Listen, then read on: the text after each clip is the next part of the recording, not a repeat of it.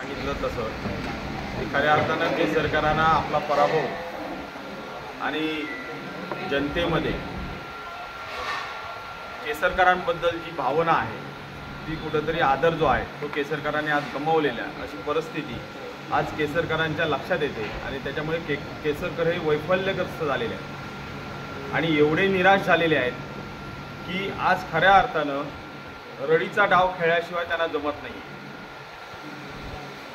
म्हणजे आजच्या घडीला त्या दिवशी तर आमचे झेंडे काढायला लावले। म्हणजे आम्ही तर एक विषय होता की लढायचा असेल तर समोरासमोर येऊन लढा, मागून वार करणारे लढवय्या कसले असा हा विषय आहे की झेंडे काढायला लावले। आजच्या घडीला आमच्या नगरपालिकेची गांधी चौकमध्ये सभा असताना सुद्धा प्रशासनावर दबाव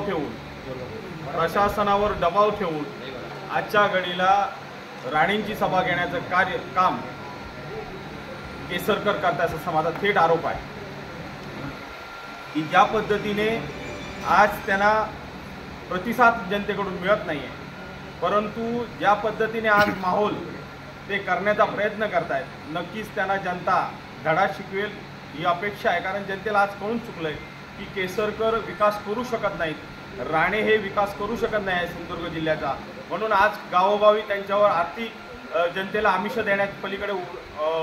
देण्याचं काम होतंय, वाटप करण्याचं काम होतंय आणि त्याच्यामुळे हे विकासात अपयशी ठरल्यामुळे आज या सगळ्या गोष्टी विकासाच्या बाता करणारे केसरकरांना या सर्व गोष्टी कराव्या लागतात। रडीचा डाव खेळायला लागतोय, आर्थिक आमिष जनतेला द्यावी लागतात आणि त्याच्यामुळे यांच्यातच त्यांचा मोठा पराभव आहे आणि तो खऱ्या अर्थानं 4 जूनला जनतेसमोर चित्र स्पष्ट होईल। जनता इथली त्यांना ही धडा शिकेल।